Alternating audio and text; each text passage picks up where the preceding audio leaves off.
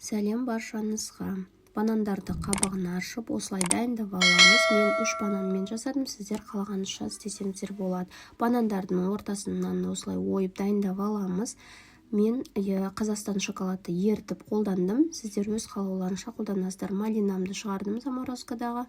Дайын болған банандарымыздың ортасына шоколадты құйып, малинаны осылай рет-ретмен қойып шықтым. Қойып алғаннан кейін қатпарлы қамырды алып, осы видеодағыдай орайсыздар. Орап дайындап алғаннан кейін 180 градуста қызып тұрған пешке салатын боламыз. Салмас бұрын бетін осылай жұмыртқамен әрлеп аласыздар. Менің каналыма жазылып, тіркеліп, лайк басуды ұмытпаңыздар. Мінекей біздің тез әрі дәмді болып шығатын бәлішіміз, яғни пуфлымыз дайын болды. Сіздер де жасап көріңіздер, бір жасағаннан өте дәмді болып шығады.